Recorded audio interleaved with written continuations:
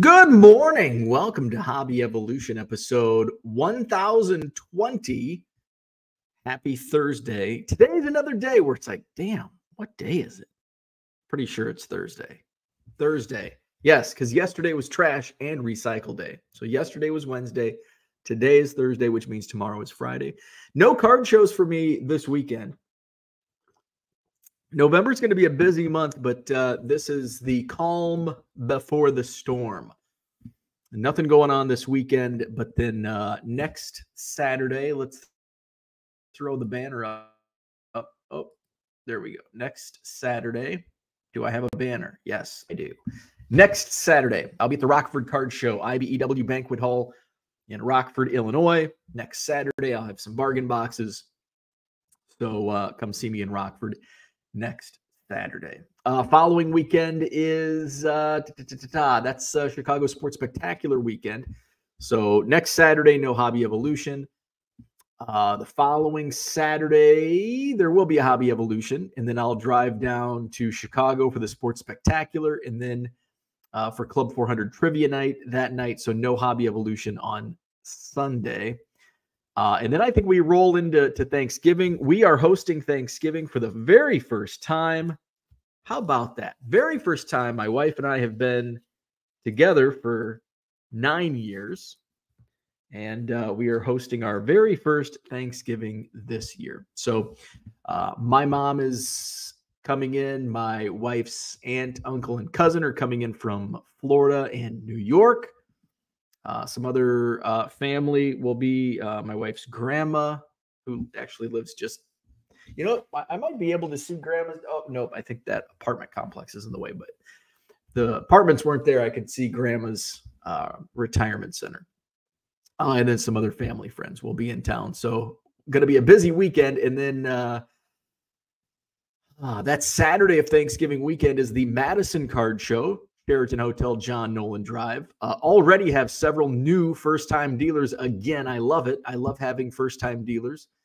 Gives our customers variety each month. So that's Saturday, November 25th. So if you're tired of family, I'll be looking for. We're hosting Thanksgiving. Thursday night we're hosting.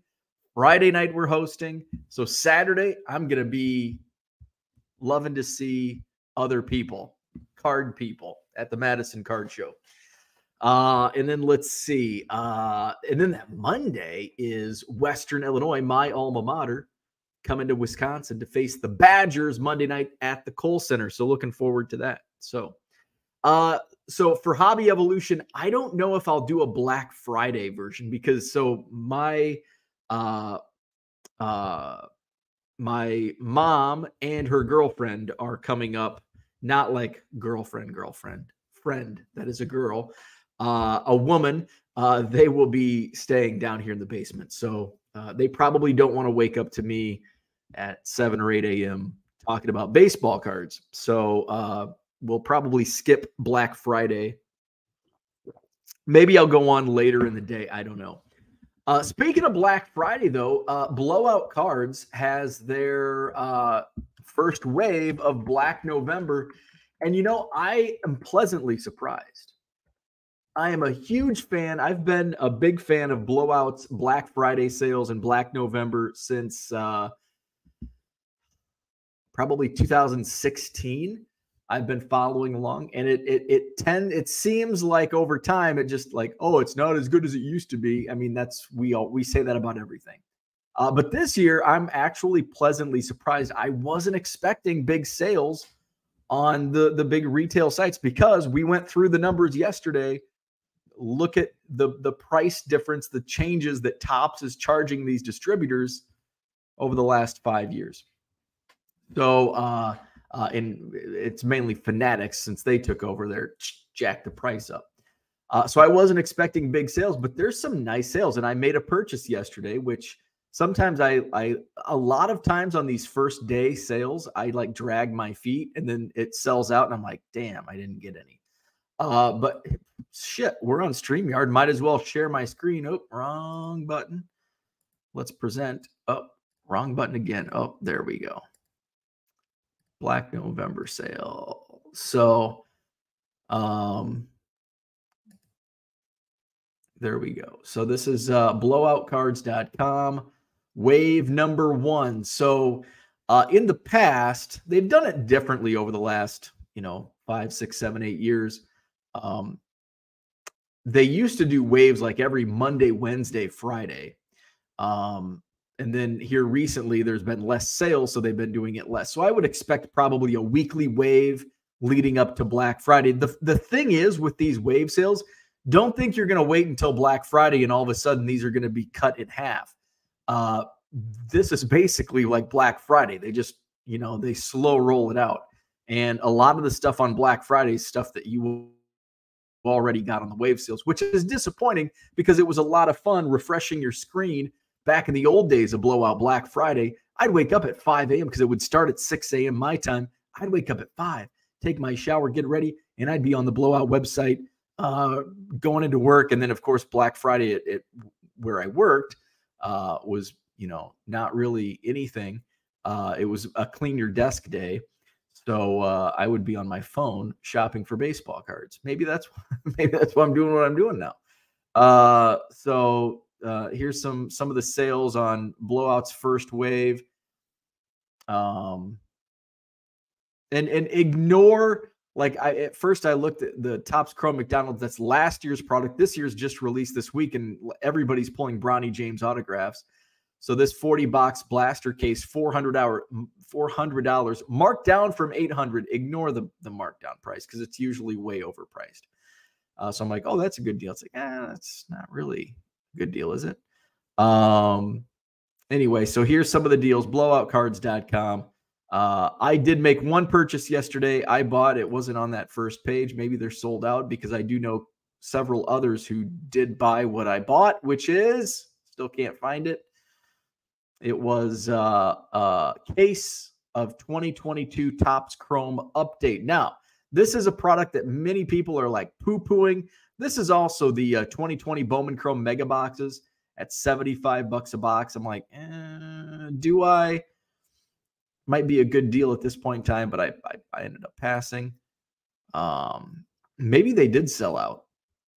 I've been eyeing some of the wrestling packs, but everything's about 20 cents per card, and it's like, there's really not much value in that. This is what I love Heritage. So for a cheap rip, $75 for 20 fat packs. Again, it breaks down to about 20 cents per card. Some of it does move, but at the end of the day, the hit, it's basically a bunch of, stuff that I would list on eBay for $1.75. And there's not too many cards, I don't think, in that set that would be, $5, $10, $20 cards. Panini Stars and Stripes is always fun. Topps Chrome Update I don't see it on here anymore. Elite Extra Edition, that's a good deal, $50. That was something I considered. The thing is, it's a big autograph checklist. There's big names in it, but it's also a huge autograph checklist. So Chris Bryant's in there, but his market's way down. Aaron Judge is in that, and Cody Bellinger is in that. So, and then there's some other like average player autographs in there as well. So, the last page I think we're on, and does not look like it's on there. So, so I got a case of 2022 Topps Chrome Update, $500. I'm not going to rip it. I'm just going to sit on it, and we'll see. It's one of those. It's one of those products that it's just like I'm going to set aside. It's an investment, kind of like the 2016 Topps Mega Box case that I bought, I think last year, 2 years ago. It's just sitting on a shelf. At some point in time when I feel the time is right, I'll sell them.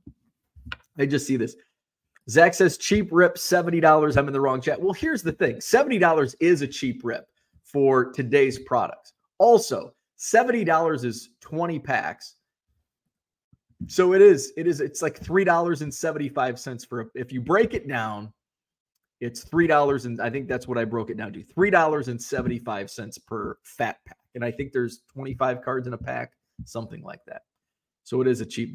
Unfortunately, that is a cheap rip today. You know, I think the cheapest hobby box of new product is probably Heritage Miners and Pro Debut, and you're looking at what, 60, 70 bucks for a hobby box of that stuff. Everything like Topps flagship is $100 for a hobby box. It's just the way it is. Value box digger first in the chat. What's up? Everyone dropped their last 5 sold in the chat. So we're going to talk eBay sales. And this is kind of, it's funny. There's so much, I think there's so little going on that now like content creators are like bickering. And I've seen multiple, it's not doom and gloom. Like it's just being real. Like, is the market down? Yes. You can say the market is down. That's not being doom and gloom. That's just telling it how it is. It's down. But you also have to remember the market's not really down. The market's up. Like, is it down compared to 2021 where you could sell a freaking base card for $10? It's down. But go back to 2019, 2018 and look, if you were around 10 years ago, what's the market compared to 2013? Way, way up.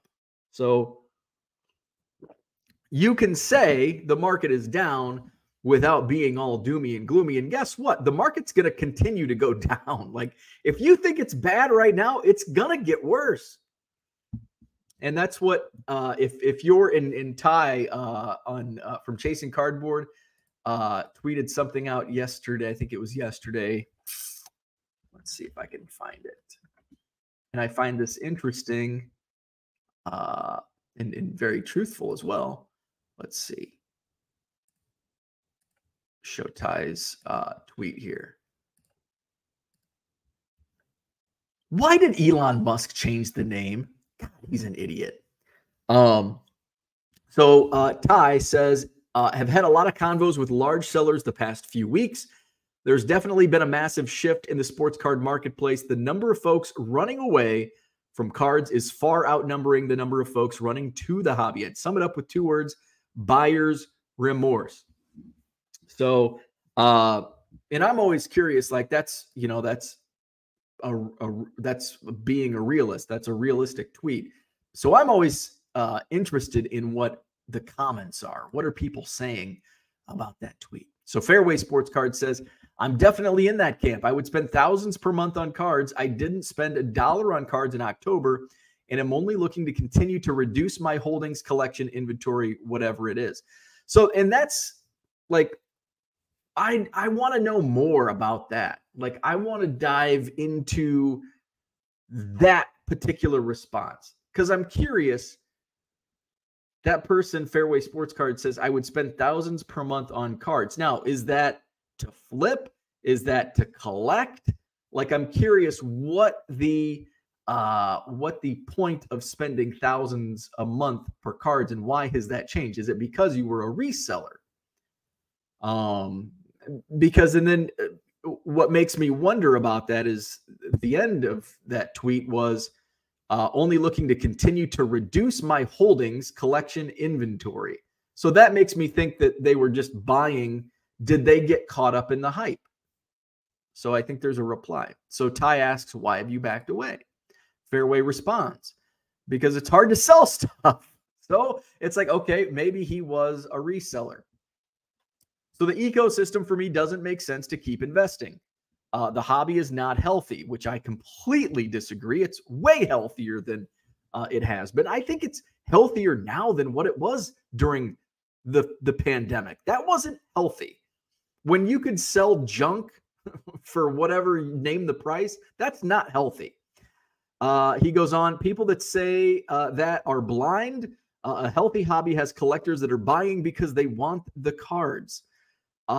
Which I do agree with, like parts of some of these sentences I agree with, some I don't. Is it hard to sell stuff? Yes, it is. It's not easy. It's hard. It should be hard to sell stuff. You should work for it. When stuff is easy to sell like it was during the pandemic, that is not a sign of good health. Because what goes up must come down in a market like that. Let's see. People that say that the hobby is not healthy. People that say that the hobby is So, and I don't understand if he means, like, I'm dissecting sentences here. The hobby is not healthy. People that say that are blind. So I don't know if he's saying if people say the hobby is healthy, they're blind, or people saying the hobby is not healthy, they're blind. Anyway, a healthy hobby has collectors that are buying because they want the cards. I do agree with that.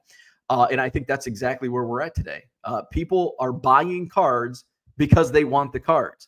They're not buying the cards because they can flip. They're not going to Target and camping out overnight because they want the cards.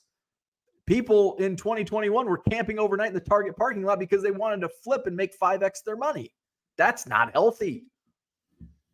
Fairway goes on. Hardly anyone wants the card. It's primarily all flippers buying for resale, which I disagree with. I think a lot of that has gone to the wayside. That's what we saw in 2021. He goes on. It goes all the way down to young kids too. Losing interest more and more by the day. And I see many kids at the card shows I attend. I attend 2 to 3 card shows per month, and I see many, many kids at every card show. Maybe it's different in your area, other areas, but I am not seeing kids falling out of the hobby. And I've been around much longer than 2020 and 2021. He finishes off, and maybe he's blind, because if you were around before 2020 and 2021, you should realize the hobby is way better off than what it was 10 years ago. Collectible Kings, I have not seen this tweet. Oh, because it was just tweeted 11 minutes ago. We're seeing less, quote, investors and more folks that collect and sell. Plus, we have seen growth in young collectors and parents of collectors getting back in themselves. Absolutely, and that's great. I love it, which I feel provides much more stability. Absolutely, 100% agree. The dudes that used to come in on release day wanting to rip a whole case has definitely decreased. Our shop has, and this is a shop, apparently either works or owns a shop. Our shop has seen a growth rate of 17% this year so far. That's healthy. A growth rate of 17% is healthy. When you start seeing 150% growth rate, that's like, 17% healthy growth rate. Single sales are up. Football dominates, followed by baseball, Pokemon, basketball, in that order. I think the market is based on what you focus on. If your buyers are investors predominantly, you're in trouble. I 100% agree with everything Collectible King says. So I found those. I found that an interesting thread to read through from Ty over at Chasing Cardboard, Breaker Culture on Twitter. I saw somebody, I think it was Mario on Twitter, posted something about the doom and gloom, and I think it was about the market crashing because Sports Card Radio was doing some videos on the sports card market crashing.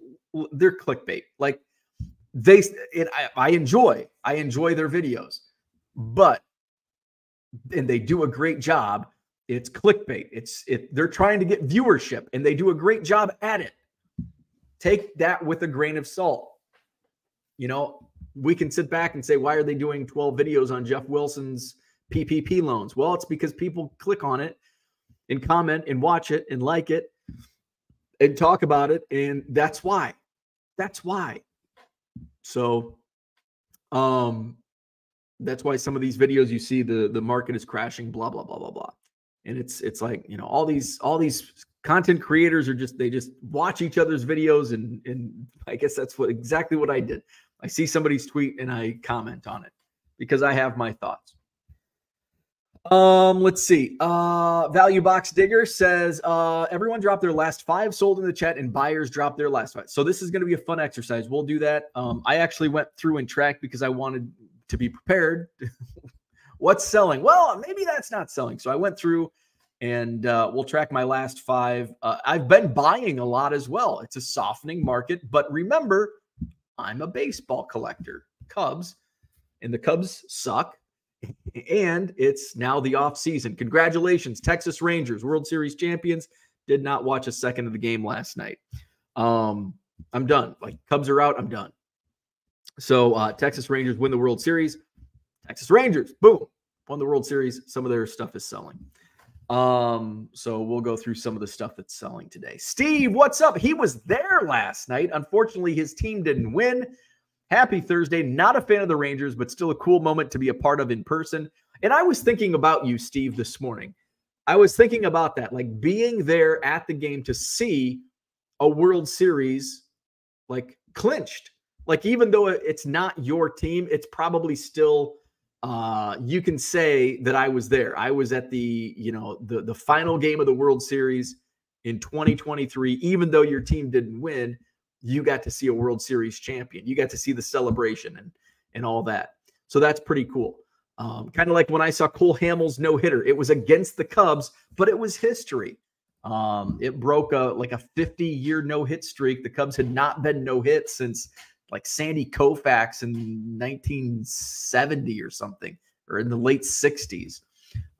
It was 50 years from, I think, 2015 or 15. Yeah, I think it was 2015. So I think it was 50. So it was 1965, I think. 1965 to 2015. Is that 50 years? Yes, that's 50 years. Victor, good morning. What's happening? Joe Trotto, what's up? I'm seeing an increase in eBay standard envelope shipments not arriving with no scanning or 40-cent due notices. Are you seeing the same? Not really, no. Not any outliers, right? Like I get the occasional not received. In fact, let me take a look and see. I don't remember doing many refunds in October for not received. Let's see. I know there's always a couple. I mean, when it's a numbers game, the more you do, the more chances of not received claims you're going to get. Where am I going to go find this? Open returns, replacements. If I click on this, is it? No, that's not going to get me there. Shit, where's it at? See, I guess it's a good thing that I can't quickly find the items not received page.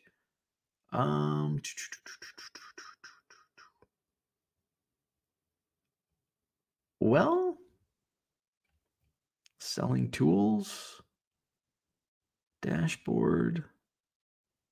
Where in the hell is it? I used to be able to. It used to be like right over on like orders, but I can't find it. Orders eligible, shipped and awaiting your feedback. Open cancellations. Oh. What if I do cancellations? No. Oh, requests and disputes. Here we go. Okay, open requests and disputes. Let's see, all requests and disputes. Let's do. Oh, I can only do last 30 days. There's no custom. So we'll just do last 30 days. So I had, looks like 12, but that was car. That was car. So let's do transactions. So 1, 2, 3, 4, 5, 6, 7. So I had 7 in the last 30 days, which we go to my sales screen and last 30 days sales on transactions. Let's see, 2546, but that was on what, 1,500 transactions. So 14, like 7 out of 1,500. So that's about average. 7, 8 a month is about average on, 1,500 to 2,500 transactions. Dan's in the house. What's going on, Dan? David, happy Thursday. Good morning. Value Box Digger says, if you're in Minnesota next Saturday, come see me at the Golden Valley Card Show at the King of Grace School Gym. There you go. Golden Valley. Harlan's in the house. Good morning. Good morning, Matty Ice. Dan is in the house. He says, just purchased the Mark Burley 22 Chrome Platinum Black of 10. Nice. So how many are you at of the 22 Chrome set? You know what's crazy? I've been logging on Trading Card Database here, and this morning I was up early this morning. It's crazy. So I was logging Pro Debut because I opened a case a couple weeks ago. So I was logging my Cubs Pro Debut, and I had a color of one of the guys, and I go and there's a lot of color. Then I had a box of just random stuff. It's like random autos, and I mean even have some early 1900s pins. There's a Joe Tinker pin. all the way up to like a clearly authentic Kyle Hendricks auto and a bunch of random stuff. So I had some of my Dylan Cease collection in there, which I could not find my Dylan Cease binder. I'm like, oh, I might as well list the rest of my Dylan Cease. It's in there somewhere. And so Dylan Cease first Bowman was 2014. I'm like, oh my God, there's only like 6 colors. This is crazy. Now there's like 40. It's like Panini. Topps has pulled a Panini. Zach and Porter, what's happening? Good morning. Reppin' Rajon Rondo, good morning to you. Dan just hit 2,600 on eBay feedback. Very nice. JW, good morning. Tigers 727, what's happening? Matty Ice, yes, Bobby Knight passed away. Bobby Knight has passed away. Man, we have been just hit with death lately. Matthew Perry, Bobby Knight. So for Cubs fans, Dorothy Farrell, who the Jaeger lady from the World Series in 2016, she passed away. I think she was 97. So yeah, just another one gone. Bobby Knight. Sports card ripping teacher. Anyone have any luck in getting a Pete Crow Armstrong auto? I've had luck. I've had him turn me down more times than he signed, but he's actually signed for me a couple times. I think I just logged a Pete Crow Armstrong auto that I bought on eBay also. Let's see. Those Bowman U are not terrible for under $70. Topps had some decent sales last year. Bowman U is the gift that keeps on giving. I continue to make sales on, remember my Bowman U wall behind me back in 2021? Like I am still selling singles like on a daily basis. And I made my money back like on those blasters like quickly. I had a hobby box that I pulled like 3 Kenny Pickett big hits in one case at like his peak. And other stuff just continues to sell. 2021 Bowman U. Now, am I a big fan of like the new stuff? Not really. Because it's chrome, you get less. I'm just not as high on the new Bowman U, even though it has like the uniforms. That first product, man, it was a lot of fun. Good morning. Yes, the general. Running Buck Woodcraft. What's going on? Good morning. We've got some fist pounds and some hellos. Good morning, Card Hobbyist.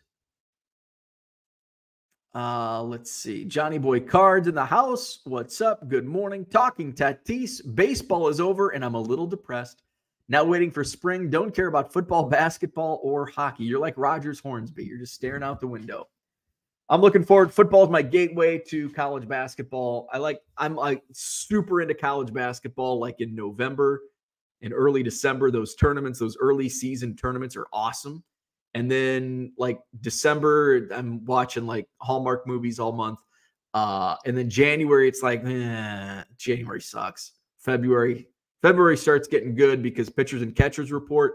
And then you have the conference tournaments at the end of the month for basketball. Then February is when I start getting back into college basketball. And then, of course, we have March Madness, which is just an amazing time of year because it's starting to get warmer. I'm in Arizona for spring training. We've got March Madness. It's a lovely time of year. Zach says, Bo, don't try to teach me math and card-splain math to me. Card Hobbyist says, last 5 sold. 1980 Topps Bruce Bochy. There you go. Texas Rangers World Series manager. 98-99 Topps Mike Bibby. A 2009 Bowman Sterling Scott McKillop. A 1980 Topps Frazier Herr O'Brien. And a 2013-14 NBA Hoops Adrian Dantley insert. Love it. So my last 5, let's see. My last 5. Oh, made some sales tonight since I went live. A 1994 Fleer Del Curry. A 2022 Topps First Edition Gold Foil Corey Seager. There you go. Texas Rangers are selling right now. 1970 Topps Glenn Ray Hines from the Houston Oilers. 2022 Sage hit Next Level Signatures Nick Brockers. and a 2021 Bowman Chrome Adley Rushman. Those are my last 5 sales. So little Texas Rangers on both of our last 5s. Peter's in the house. Peter's in the house. What's up, Peter? Good morning. I'm buying what I want and selling and trading what I don't. There you go. That's exactly how to simplify it. That's exactly what I'm doing. I buy what I want and I sell what I don't want, which is Cubs. And I don't want all Cubs anymore. I'm picky now. Getting close to 1 million. Less than 10,000 away now. I'll be slow rolling some updates over the off season on how close I am. Let's see. And I'm logging on to Trading Card Database. It's a lot of fun. Good morning, Flawed Thinker. It's a lot of fun tracking my as I add. The fun part is here's what's fun, because I'm not like adding all of my junk wax right now. I'm just adding stuff that's in these boxes that I can store safely, where I know I can log them and I know they're logged on Trading Card Database. So right now I have 943 unique Cubs cards logged onto Trading Card Database, which is 0.5% of all Chicago Cubs unique cards. But I've only logged how many main collection? How many have I logged? I've logged 1,964 out of 990,000. So which is 0.02%. I have 0.5% of the Cubs, but I've only logged 0.02% of my collection. But I also have like 1,000 of each 88 tops. So that number will start to skew as I get into the junk wax era. Johnny M, good morning. Been selling on eBay for 25 years. So far this year have sold over $5,000, what I was shooting for. Sold a $500 and $300 card that was in my store for 6 months this week. Those are the best sales. Like, you have a big card and it's like, it's been there forever and it sell like out of the blue. It's like, oh, that's a happy day. That is a happy day.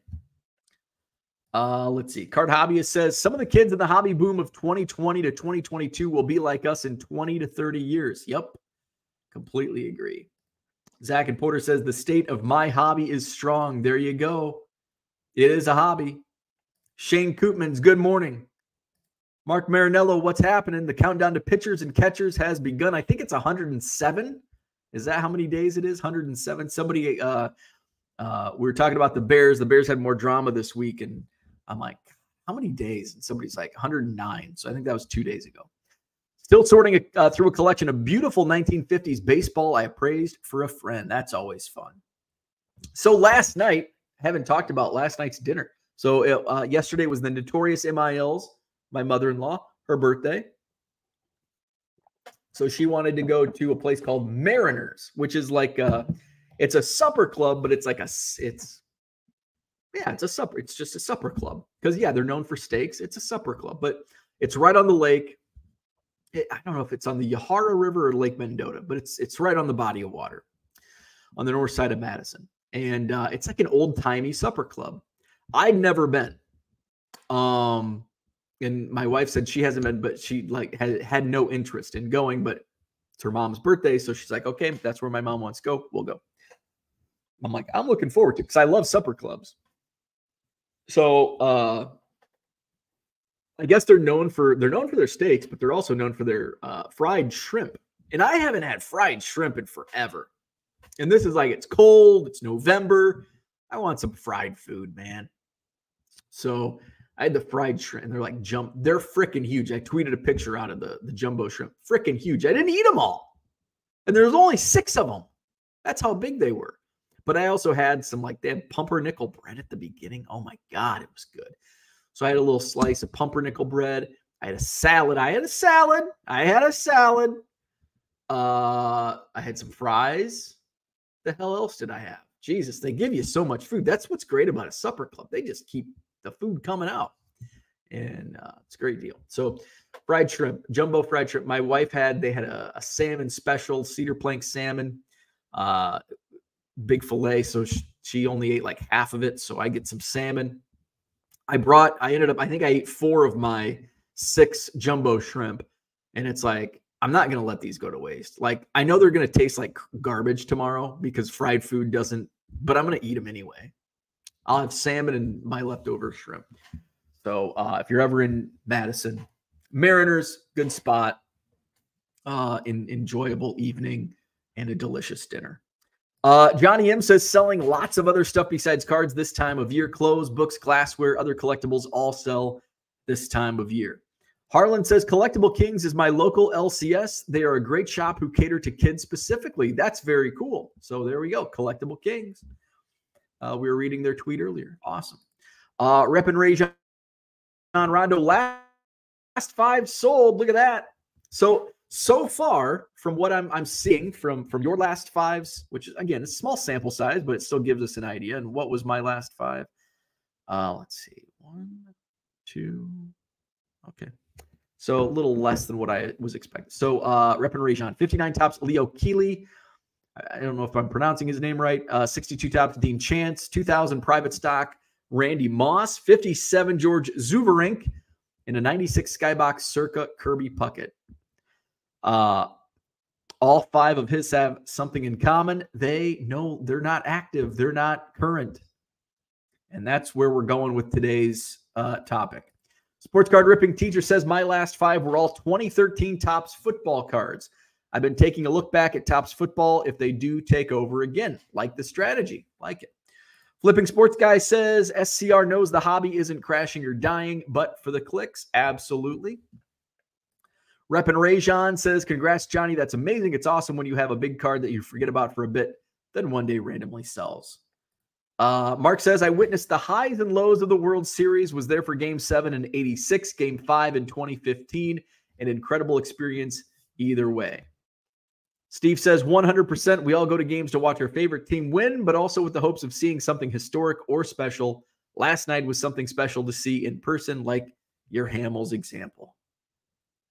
Sports Card Ripping Teacher, I remember the Hamels no-hitter. I was selling beer that day. When they clinched versus the Dodgers to go to the World Series was my favorite day in the park besides my first game as a kid. Very cool. I don't like living with regrets, but man, I wish I would have been able to make it to at least a playoff game. Didn't make it to a single playoff game in 2016. It was a tough year though. My dad had just passed away. What else? We were in wedding preparations. My job at the time was just, I hated it. Like I freaking hated it. That was a big reason that I didn't go. And yet I stuck around at that job for more time than I should have. But yeah, that's one of the like, damn. Anyway, grinding for good. What's up? Good morning. Zach says, database or database. Choose your side. Stop flipping and flopping. I do. I don't even know that I'm saying it. Because sometimes I say route, sometimes I say route. I say route 6, I say route 66. Kyle, what's up? Good morning. Value Box Digger. Love the candy. The Rollos. Love the Rollo candy. Good morning, TD Sports Cards. What's happening? Carlo Does Vintage. Good morning. Joseph Gibson, what's up? Happy Thursday. The baseball season may be over, but at least there's still football on. Well, you're obviously not a Bears fan. Let's see. Zach and Porter does not compute that. Well, you missed a fun episode then. Tracy, good morning. Tryouts over. Time to get ready for the season. Let's see. Value Box Digger says, I'm so glad Bo jumped on TCDB train and is speaking it daily now. And she tells Zach, it's from the Halloween episode. Bo pronounces the words differently than the average bear. I do. Yes, the Rollo candy. Whatever became of Gary Scott? Gary Scott, man. So, fun story. My buddy Mark, good friends now. And we usually go out once a week, hit the bar once a week, downtown Middleton. He's into cards. He's an OG dealer to the Madison Card Show. And my buddy Scott, who came up, not Gary Scott, but Scott, came up to my first show. And he's walking around. He comes up to me. He knows that I love these obscure prospects. And he goes, hey, one of your guys has a Gary Scott autograph. And I'm like, what? I'm like, I don't think I have a Gary Scott autograph, baseball at least. So Mark had a Gary Scott autograph baseball. I'm like, what's your price on the Gary Scott ball? And he goes, $10. And I'm like, hell yeah. And our friendship bloomed from there. And then he's like, man, at the end of the day, he's like, man, I was not expecting to. He's like, there were two things. If you would have asked me two things that I'm taking home, it would have been that Gary Scott baseball and a complete set of 1988 tops. Remember, this is 2021. Everything sold in 2021. And he sold a complete set of 1988 tops. You take a 1988 top set today, you could put free on it. And it's going to sit there and nobody's going to take it home.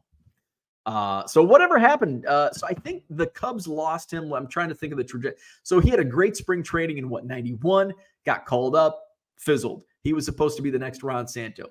I think he was left unprotected in the expansion draft, and the Marlins selected him. Let's see, but I don't think he ever played for the Marlins. He did not. So he came up with the Cubs in 91, played 31 games, and then 92 played 36 games. Let's see. Oh, I guess he wasn't taken in the expansion. I thought Gary Scott was taken in the expansion draft. So looking at his minor league statistics, maybe he was, but he never signed with him, because in 93 he split time in AAA with Cincinnati and Minnesota. 94 he split time with the Giants and Twins. 95 the Giants, Braves, and Twins. Or wait. That's not, I'm reading, it's capital M-I-N and little M-I-N. So 93, he split time with the Reds and Twins. 94, he split time with the Giants, or just the Giants. I'm reading M-I-N, small M-I-N. So Giants minor leagues. 95, he split time with the Giants and Braves. And then in 96, he was in the minor leagues with the San Diego Padres. I wonder, let's Google old Gary Scott. I wonder if he's coaching baseball or how old. He's probably retired now. He's born in 68. He's not that. He's only 55. So he's probably not retired. Let's see. Does it say? Doesn't say what he's doing. Oh, it looks like he was coaching Villanova. Oh, wait. No, that's a article from night. That's when he was playing baseball. Yeah, don't know what he's doing today. Gary Scott. I wonder if there's any. That's 2012. Anyway, so that's what he did. I don't know what he's doing now. Hall of Fame card collector, what's up? Can we talk about the top at the start of the show? I'm fascinating. Can we talk about the top at the start of the show? I'm fascinating. I don't know what that means. I have no idea what you're saying.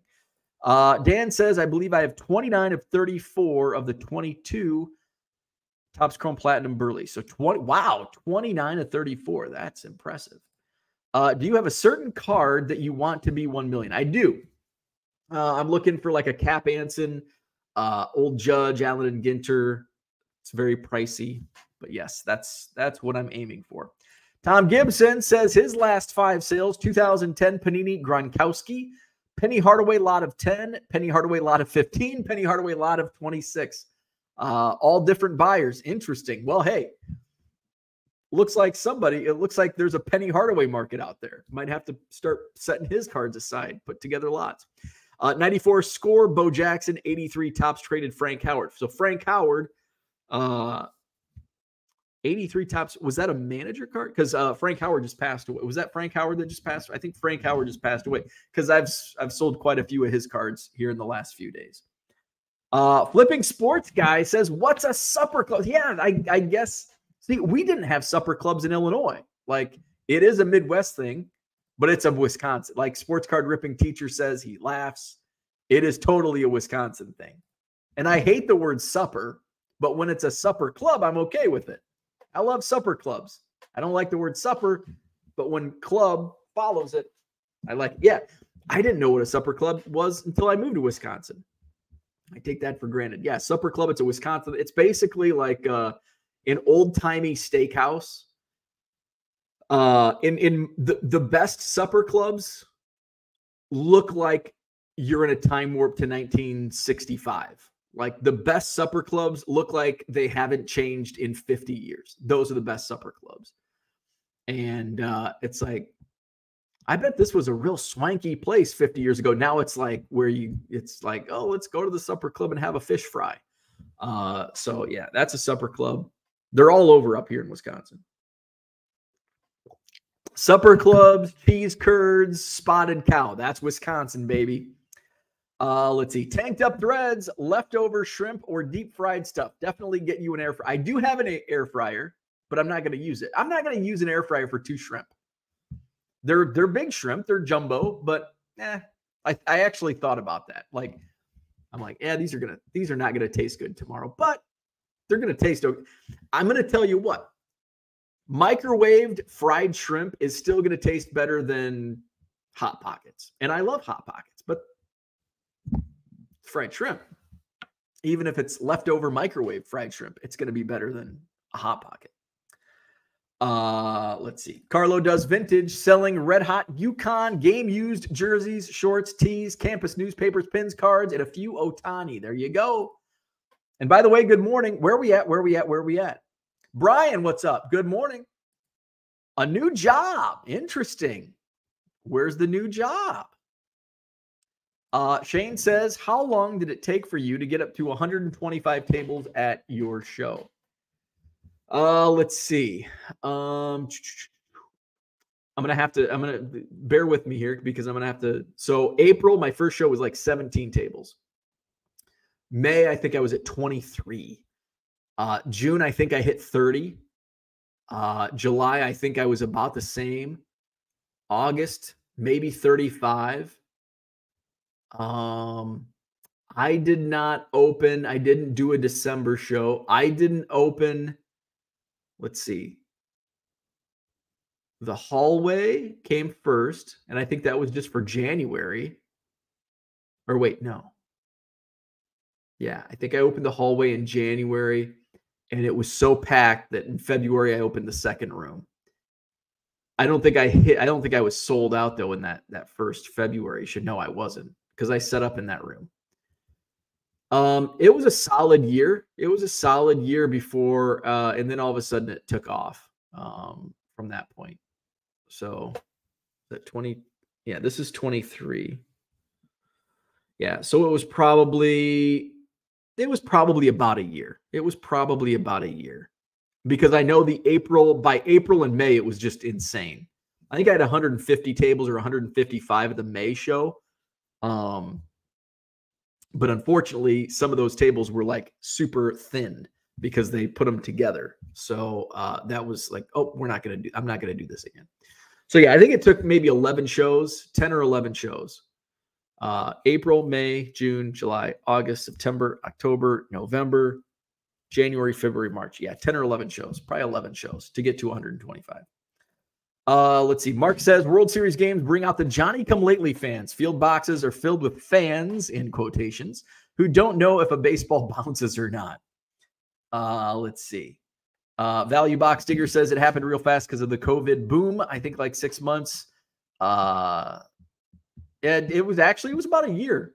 And the funny thing was, I didn't start filling up until like during the boom, like I wasn't even filling the rooms. It was kind of toward the tail end. And I'm still like, selling out with a waiting list. So down market or not, people are still coming out to card shows, still selling out 125 plus tables. It was 126 on Saturday because I overbooked. And it could have been 100. Well, it could have been a lot more than that because I had a waiting list. But let's see. And did you see eBay now has a trading card envelope kit in their flagship store? $41.33 for 100. Ew. Yeah, you is right. I did not see that. That is interesting. Good morning, Red Light 34. What's happening? Shane says Hardaway sells good. I have some singles insert of his in my store. When they first went up, sold right away. Now they trickle here and there, but worth having in your store. And college basketball starts next week. So, or actually this week. I think this week is when college hoops begins. Penny Hardaway, I think he's still the coach at Memphis, isn't he? So here as we get into basketball season, could see some more. Dan, what's up? Do you ever unlist, then relist by selling similar? I've done it a few times. I know some people swear by it. I haven't done it enough to say one way or the other. Yesterday, I did that with 200 vintage card listings that were ending their 30-day listing, sold similar, and then made a $500 sale. That's pretty good. So, yeah, if it works, it works. Let's see. Hall of Fame card collector says, talk about the topic. I'm fascinated. We are. We've been talking about the topic the entire time. Let's see. Dan says it was a huge order, mostly made up of those cards. Interesting. Yeah, and it probably one or a couple drew that customer in, and that's what drove that sale. Brian says Harvey House in Madison is a modern take on a supper club. You should check it out. That was brought up in conversation last night, and it was supper club with an eye roll. So it's not like. So I've never been there, so I can't speak one way or the other, but they're trying to be a supper club, but it's like you can't replicate a supper club. Well, a supper club has to be like something from the 50s. But I get a modern take. I get it. Ken's last 5 sales. Hall of Fame card collector. Here you go. Last 5 sales. Travis Fryman, 98 top stars. Scott Doffick, 91 pro cards. I don't know what that is. Who's Scott Doffick? Must be hockey. Danica Patrick, 12 card lot. Pete Rose, 9 card lot in a Haley Deegan 6 card lot. NASCAR. I like the lots. We've got lots of lots selling. I've only listed a few lots here recently. Haven't had any triggers pulled on the lots, but I've listed like 6. So we'll see how they go. You know what, sports cards. What is up? How did you go about getting a spot for your card show? Oh man, it's not. So I actually had a co-promoter with me when we first started, and he had reached out, said, have you ever thought about doing a card show? I'm like, yeah, actually I've been thinking about it for 3 years, but I'm like, I think Madison could totally use a bigger card show. Because there was one. It was a Sunday show. It was super small. It was super cramped. It's just not good. I'm like, we can there. It shouldn't be hard. So he's like, well, I don't know. I'm like, I've set up a card show, so I kind of know my way around, what is needed and all that stuff. So and he was in real estate, so he's like, well, I know some commercial places that we could rent. I'm like, okay. I'm like, you're in charge. I'll do the card show stuff. You find a location. So some of his fell through. So he starts contacting hotels. Remember, we're coming up. Timing is everything. I was going to do a show. In fact, today I was going to do a show, but then I saw some various tweets. I'm like, I'm going to do a what's selling on eBay. Timing is everything. And which is correlating to card sales as well. But timing is everything. We got the location, the Sheraton Hotel on John Nolan Drive, as we were coming out of COVID. Dane County, where I'm at here in Madison, was very strict with COVID protocols. We were one of the last counties to still require masks, to still require social distancing. Remember that. That's 2 words that I don't want to ever hear again. Social distancing. The first couple shows, we could only have like 250 people in the room, which was okay. We only had 17 tables. And, I think I had 150 people come through the door the first show and 175 the second show. So by June, those restrictions were lifted. So we got a sweetheart deal on the location. Now they did some things a year ago. Was it a year ago? I think it was a year ago. And which made me start looking around. It's like, maybe we're going to have to see other people. and I got pricing. That's the toughest part. Don't find a venue, and I've told many people this. Don't find your perfect venue without actually talking to the venue and getting pricing, because it's like shopping for a home and going into the high rent district when you don't have a high rent budget. Don't go into the $1 million neighborhood if you have a $200,000 budget, because you're going to fall in love with $1 million house. You can't afford it. So always talk. Don't fall in love with a venue. Get pricing. Just call it up. Like, oh, I think this would be a good venue for a card show. Call them up. That's what you got to do. And a lot of times it just doesn't work. And today, it is not a good time to start a card show. I was talking with a buddy of mine who wants to start a card show, and I think there are definitely underserved areas still in the country that could use card shows. And I'm not talking like big 100-table, 200-table card shows. I'm talking just a monthly show, because you can do it. But you're not going to have a 100-table show or a 50-table show or even a 40-table show when you first start. Dealers are finicky. Like, I don't want to pay $50 for a table or $40 for a table for a first show if I'm not going to make any money. So timing is everything. Fortunately, I got in. I was able to get a sweetheart deal on rent and then built it from there. So kind of like, timing. Would I try to start a card show today if I hadn't already? Probably not. There's plenty of them in this area. Would I sell baseball cards full time if I was still working in the office and decided, I think I'm going to do it? No, probably not. Timing is everything. Sports card ripping teacher. I'll take a Moon Man all day long. There you go. New Glarus, Moon Man. Microwaves turn shrimp into the same material as a dog toy. And it's still kind of better than a Hot Pocket. Bill, what's up? Good morning. Thank you. I appreciate that. New job is with a packaging company that sells bottles and cans to breweries, wineries, and distilleries. So I still get to work in my industry. Very nice.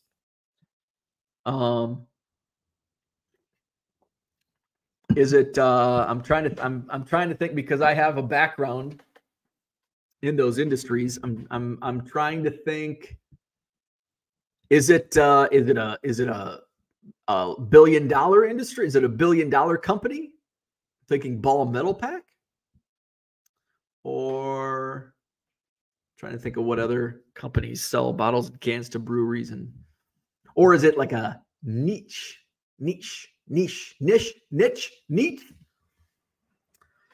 Flawed Thinker says, my son's baseball season finally over, so now I should have more time to list and ship. But I'm working on getting a certification for work that guarantees a 30 to 60K a year bump. Nice. Very nice. Very nice. Value Box Digger, looking at your blog, it was 80 tables at the January 22 show. Yep. So that would have been the first time I opened up the hallway. January 2022, I opened the hallway, and I think February is when I opened up the ballroom downstairs. So yeah, I was at 80 tables in January. February was the first show that we did downstairs, but it wasn't a sellout. I think it was like 110 tables, maybe 100, maybe only 100 tables. March might have got up to 125 tables. Certainly April. That's when my buddy Herman came up. Where's Herman? My buddy Herman came up for that April show. So, and I think I was at 125 by April of 2022. Flipping Sports Guy. Maybe I'll try the kid with this quarter's shipping discount. Let's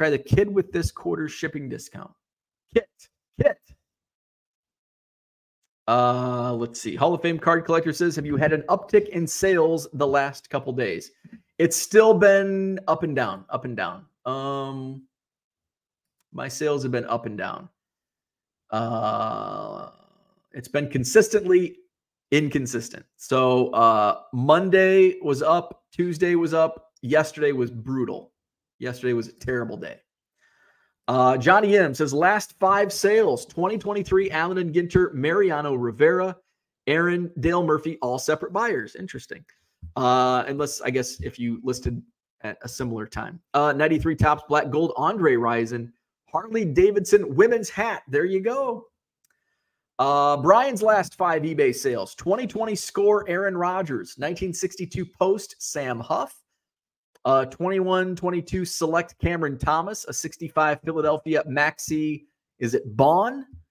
And a 1964 Philadelphia Joe Rutkin. See, there's a lot going on, a lot of similarities with our last 5 sales, and it has to do with retired players are a decent percentage of that. Andy Mack's last 5, a 73 Darrell Evans, 63 Bob Veal, a T206 Adalis Garcia, 2013 Bowman Hank Aaron rookie reprint, and a 1996 Topps Finest Jesse Tuggle. And I love some of the random, I love the random names like Jesse Tuggle. Oh, Scott Dolick was a minor league card shipping to Janesville. Wow, that's just down the road, 30 minutes away. Very cool. Andy's been listing mainly vintage baseball recently, which is a good time because that's what's selling. Vintage retired players. Now, when I say that, I don't mean all of a sudden, your $10 card is worth $20. I'm just saying, if you're going to list cards that are unlisted, start there with retired players because it's consistent year-round sales. Whereas the prospects, although there's been a little bump in prospects I've seen from my own store here over the last week or so. Flawed Thinker, but I'm going to focus on retired players. Flawed Thinker says a lot of 75 Riley Green rookies, 22 Obsidian TJ Watt, 2023 Bowman Chrome Luis Lara first auto, and a lot of 7 Riley Green Rookie of the Year inserts and a Mickey Mantle Bowman reprint. Nice. Flipping Sports Guy jumps in. I'll join last 5 sales. Sean Green 02 Upper Deck Playmaker, Dwight Evans 91 Topps, Kamara 20 Absolute, Maddox 2000 Topps, and Orion Church 08 Topps. Very nice. Have I made it? Have I made any sales since my? Oh, I have. Oh, no, I haven't. Oh, I've received offers. Del Curry, still the last sale. Victor's first Madison Card Show was also the April show. And I think Zach and Porter were in town for that one. Herman was up for that one. Shane says, I know that I haven't been here that long, around episode 800 something, but how the hell are we already on episode 1020? Feels like last week we just did 1,000. I know. Time as well as episodes fly by. That's when I'm like, man, episode 1020 already? Holy cow. It's because Bo talks a lot. I talk every day. I know. It's because I don't talk like the rest of the day. I talk to the dog. My wife's like goes to work, and it's just me and Biscuit. Do you have to go potty? You want lunch? You want a bone? You want a beef stick? You want to go potty? You want fresh water? You want to go potty? You want to go? If I say the W word, it's been too cold. We should go for a W today. W-A-L-K. She starts, no, now I have to say W because she now understands what a W-A-L-K means. So what's selling on eBay? I've like alluded to it the entire show. Retired players, Hall of Famers, that stuff. That's what's moving. I actually have a mixed bag. I scanned these this morning, and it's kind of a mix of a little bit of everything. There's an Alex Bohm, however you pronounce it, Phil Rizzuto, Jackie Robinson, Dennis Eckersley, Yordan Alvarez, Kevin Youkilis, Pedro Martinez ×2, Nomar, Halladay, Machado, Adalis Garcia rookie, Johnny Bench, Luis Robert, Joe Ryan, Cabrian Hayes, Gary Sheffield, Yordan Alvarez, Johnny Mize, Willie McCovey. So a lot of a mix of current and retired. So I went through and looked at my last 100 sales. I wanted to see what my last 100 sales were, and 54% of my last 100 sales were retired players. So 54% were retired players. And you kind of think about that. In probably all of our inventories, there's going to be more retired players than current, unless your focus is on current players. Mine, there really isn't a focus. It's like, oh, I'm going to grab this stack of cards like I just went through these names. Can take another part. Brandon Pfaadt from the Diamondbacks. First Chrome, Jordan Lawler, Johnny Bench, Ryan Howard, John Smoltz, Andy Pettit. So just kind of random all over the place. Let's see. Shane says, which is good. If I did a show, I would be looking at the chat like, I wonder what they want me to talk about. Sometimes that's how I am. That dude from Duryea says lots of Hall of Fame junk wax players seem to always have buyers. Also move large stacks off the shelf. Yeah, I've continued to the bulk lot that actually the stack that I just shared. That came from the bulk lot I bought from Nick at the Madison Card Show this past weekend. Going through and listing a bunch of $1.75 cards in my eBay store. I've put together, I've sorted certain junk wax era guys and some current guys too that I plan on putting lots together. I think lots are something that, Ken turned me on to this, and he mentioned like three of his last 5 sales were small lots on eBay. He turned me on to the small lot back a couple years ago. They were moving for me. It wasn't like boom, I list and they sell, but it was a nice trickle. And hopefully with what I'm putting up now, I'm not expecting them to move within a couple days, but hopefully over time, I will start to see some movement on those lots. And I'm gonna mix it up, do some small lots where I can send them PWE, kind of like my price point, 8 cards for $5 sent PWE. And then I've got some lots where it's like 100 cards and try to be in that like $30 to $40 range, 30 to 40 cents per card. So we'll see how those go. Depending on the player. I'm not going to sell 100. Whose account? Carlos Baerga's for $40. So I'm going to be picky and choosy on what I list. Ben, what's going on? Good morning. What's up, cardboard junkies? Shane says 2015 RPA of Amir Abdullah, number to 799. 22-23 Jared McCann Glitter Bomb of 199. A 22 Topps Chrome Update Pink Wave Nick Pivetta. 94 Skybox Excited Penny Hardaway. And a Silver Prism Dyson Daniels. A lot of Penny Hardaway selling. I think 3 different people in the chat have Penny Hardaway in his last 5 sales. Let's see. My last 5, the only 5 to ship out today. I kind of envy that because I've got 200 and some to ship out. Let's see. Where's my shipping? Oh, no. I'm under 200. 200 is like the new, and it's funny how as you increase your volume, I remember back when I just did this, like everyone, like on the side here and there, like if I had 10 items to ship, it was like nerve wracking. And then it was like 20, and then it was 50, and then it was 100. Now it's like, oh, I'm 179 items to ship. And that's like, oh, that's nothing. I can power through that in no time. But back in the day, it's much different.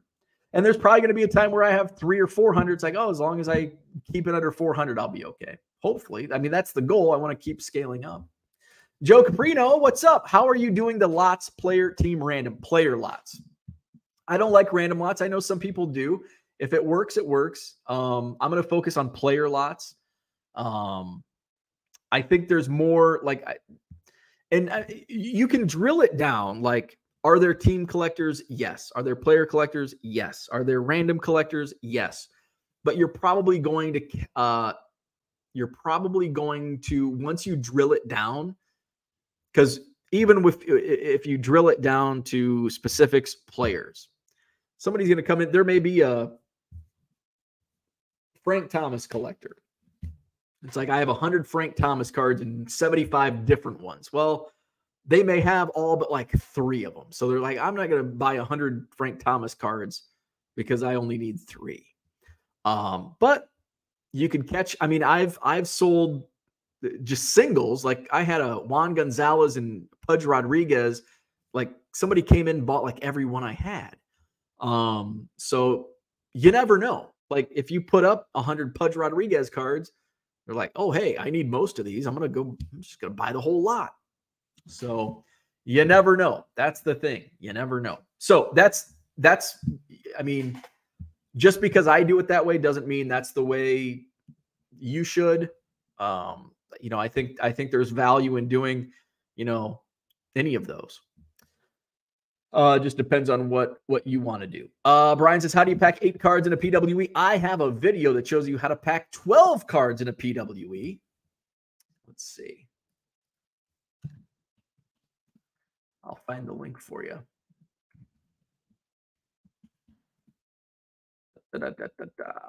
Safely shipping up to 12 cards in an eBay standard envelope.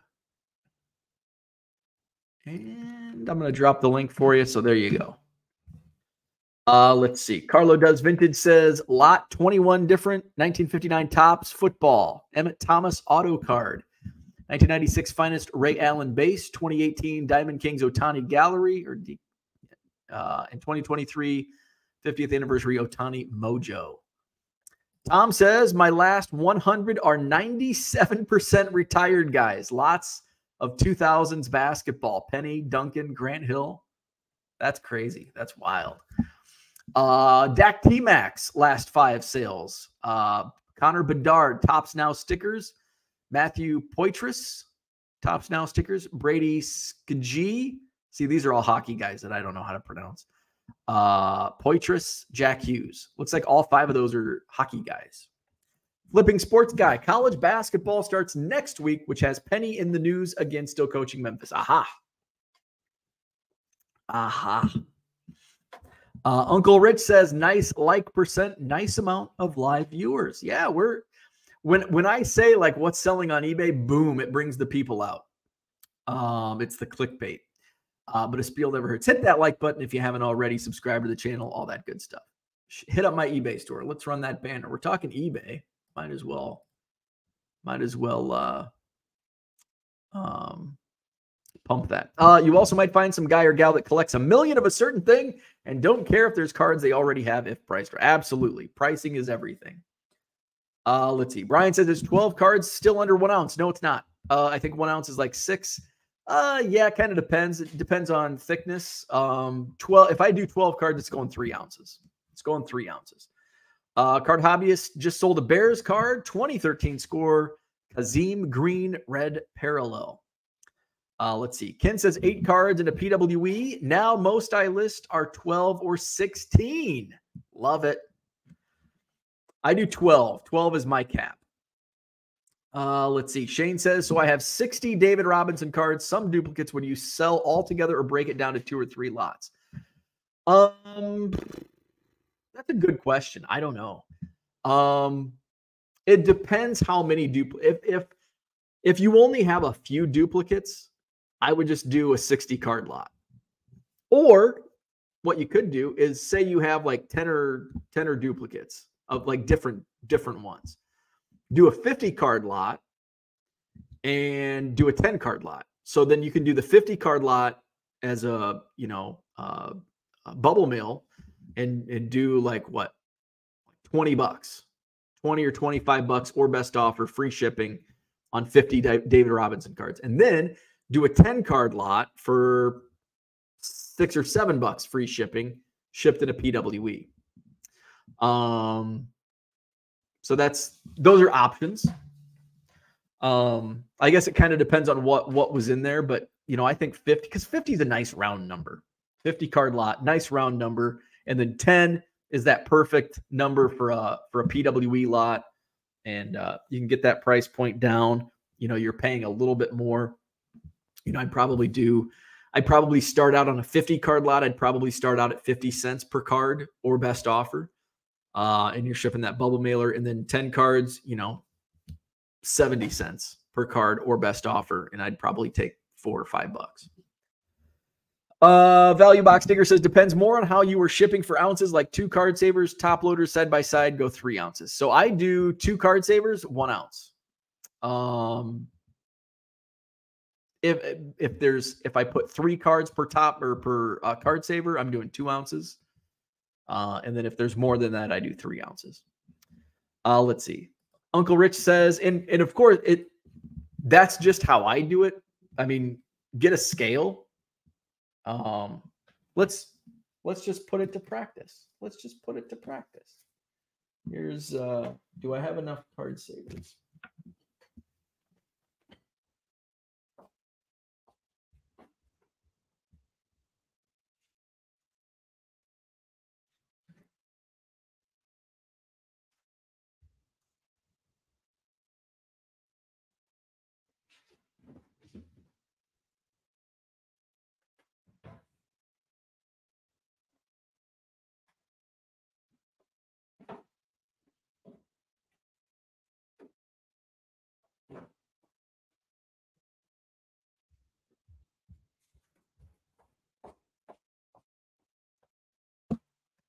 I had to open a new box of card savers.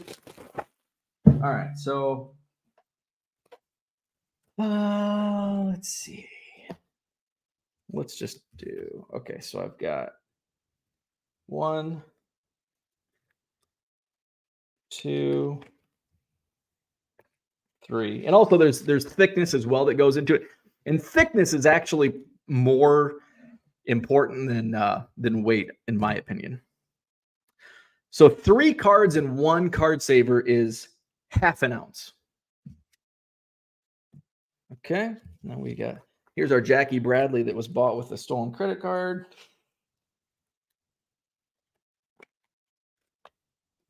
All right, so we've got 3 in this one. 2 top loaders, 6 cards, exactly 1 ounce. So it's actually lighter than I thought. Now we're going 3 cards, 3 top loader, 3. I keep saying top loaders, 3 cards. Shit, these were in order too. Fuck. 1.4 ounces. 12 cards, 4 card savers. Now, of course, we have the envelope is going to be like fraction, but you see. So 12 cards in 4 card savers is 1.8 ounces. Now, it's going to vary a little bit based on the thickness of the card and all that. Now I got to remember which cards in which order. So I'm going to have to do this. So if you have a kitchen scale, that's what I just use, a kitchen scale. And that'll show you exactly the weight. I don't like going much more than that, because of then you run into thickness issues, and thickness is going to get you dinged faster than weight. You know, I wouldn't be as concerned about weight, although if it's like 6 ounces and you've got it down as 3 ounces, you're going to get caught. But, you know, if it's right there within, you know, if it's 3.2, 3.3 ounces, may not catch. Let's see. Dr. Beckett, as part of his goal of the 1% reduction, is doing large player lots on eBay. The player lot, yeah. He's doing well with it, but I've not looked to see what he puts in those lots. That's interesting. I'm surprised, honestly, they don't get tagged postage due on 2 card savers side by side. That's typically where the postage gets hit, is the whole envelope being sturdy. Let's see. Shane Koopmans and BTS. How about those Rangers? Minneapolis Kid, Hong Chi Kuo Auto. A lot of those Asian players who never did much in the U.S. are like national heroes in their own country, sold to Taiwan. Very nice. Ben says his last 5 sales were all football that came out of my own value box that nobody else seemed to want to flip. Did rather well shopping my own value. That's the best, right? At the end of the year, I'll have bargain boxes, quarter boxes that have been shopped at 20 different card shows. And I'll go through, and basically what I do is I cherry pick what I'm going to list on eBay, and then the rest just go, I bulk it out. And it's funny, some of the things I found last year, I found a Jose Canseco, like some random Jose Canseco card, and it sold for $7, and it sold like within 24 hours. It wasn't like I had to wait a year to sell it. $7.50, it was in my quarter box. I like those wins. I'll come home and I'll look through a quarter. It's like, I can't believe anybody, like I'd have Bowman Chrome Adley Rushmans at the front of a box, and they're not first Bowman Chromes. And I think that's probably why they get passed up. It's like, I can't believe, like, this is a $3 card on eBay and you get it in bulk for 15 cents in my bargain boxes. Dak T-Mac, it's amazing how many sellers overpay on postage. Many times I get a single or 2 in an envelope, and folks paying the 3-ounce rate, and probably it's amazing how many people don't understand that it's just defaulting to 3 ounces, and they think $1.11 is the default. It's like, if it's a card, 2 cards, 3 cards, heck, 6 cards, you can do it 1 ounce. Let's see. Flipping Sports Guy. And the thing is, it's not like across the board. Like, it works for me, and it works for the most part. Now, have I had return postage? A few times out of tens of thousands of sales. I'm not saying it doesn't happen. It does, but it's very rare. Flipping sports guy, but it could not be rare for the next person. They may get flagged for other people. Flipping sports guy does up to 3 cards, 1 ounce, 8, 2 ounces after, up to 12, 3 ounces, 13 plus bubble mailer. And that's kind of, yeah, once I get to 13, it doesn't even matter on price. If it's 8 or 10 cards, and that's where it's like, if it's 8 or 10 cards, but they're all like $4 cards, they go bubble mailer.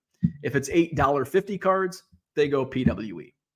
If it's $13.50 cards, they still go bubble mailer. Unless they're like the really thin 89 Donruss, I'll sneak a 13th card in the PWE. Johnny M says, do you sleeve each individual card? Yes. Yes, I do. Every card is sleeved. And then I put 3 in a card saver. Let's see. Value Box Digger to Dak T-Max says, I think it's because a lot of post offices don't let them go at the 63 cost. They return postage due or tag the buyer postage due. Brian says, use a kitchen scale. If you buy a scale to measure postage, it's more expensive.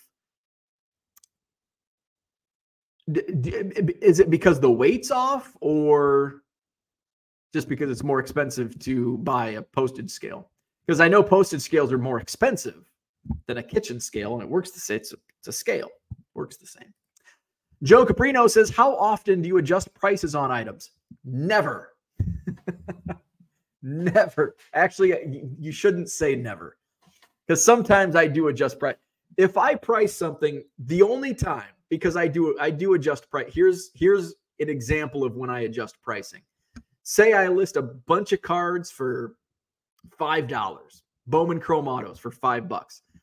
If all of a sudden I get 3 offers on a card for like $2 and $3, but I get multiple offers, I'll go comp it, because a lot of this stuff I don't comp. And I'll look it up and I'll be like, oh, this is a $15 card. So I decline each offer and I raise the price. And it's like, you dummy, you could have had this card for $5. Now it's 15. So that's about the only time I adjust pricing. Because usually by the time I think to adjust a price on something, if I had a first Bowman Chrome, Adalis Garcia in my store, like, somebody else is going to think to buy that from somebody else is going to find that before I even think to change the price. So I rarely adjust pricing unless there's a wave of offers come in. It's like, I think I'm underpriced on this. There's a lot of action here. Only time I adjust prices. Let's see.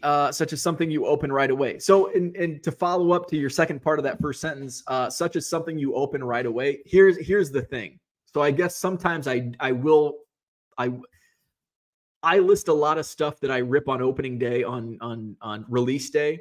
That's at release day prices. You know, some of it sells, some of it doesn't. If it doesn't sell, it's overpriced, like right away, like within a couple days. If I see it, I will adjust the price.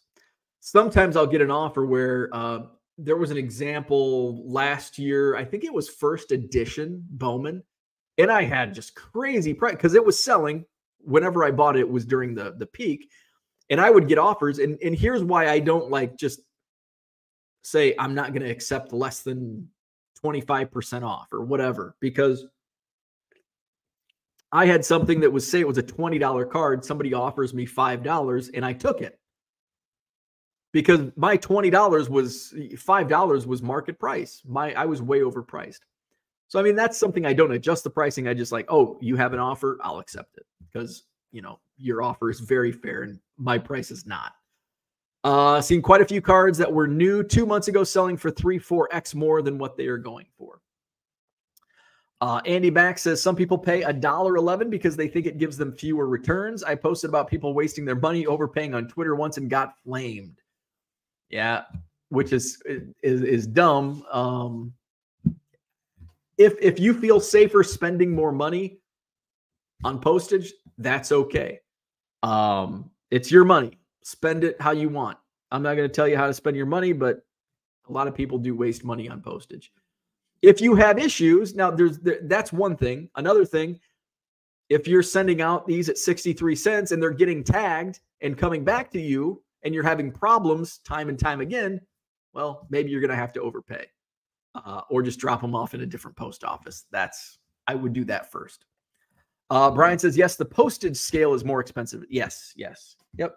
I just have a cheap. And this was actually, I think my wife had 2 kitchen scales because I never had a kitchen scale. And I'm like, hey, can I use one of these for my cards? And she's like, yeah. Shane says, I love it when someone tries to lowball a card and you realize you were underpriced, so you decline it and raise it. Punishment for being greedy. Yeah, I actually had somebody a few months ago did that, and I don't know what the pricing was, but they sent me a message and they're like, hey, why did you raise the price on this? And I'm like, well, because that's the right price. You lost on a good deal. Like, you could have had it for $5. Now the market's 10. You got greedy.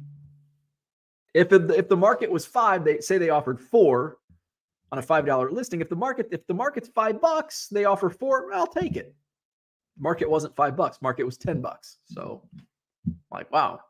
And I think that was a case where I think that might have been, I don't know if multiple people sent an offer or if it was just one person who sent an offer like immediately, like as soon as I listed it. It's like, okay, if somebody's sending an offer right away, I'm going to look this up. So sometimes it helps me make more money. So when people try to lowball me with offers, sometimes it actually helps make me more money. So thank you.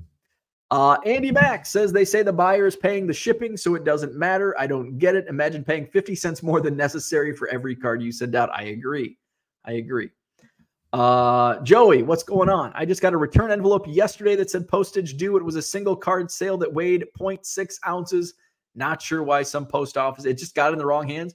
You can probably, in one of the Dollar Boxes videos recently, said he got a bunch back and he just printed new labels and sent them back and they went through fine. So if I like it when they put like a Post-it note on it, because then you don't even have to print a new label. You just take the Post-it note off and drop it in a different mailbox. So my number one piece of advice, if you get this, do not drop it off inside the post office. That's where most of the times I've had issues. It's because I've dropped it off inside the post office.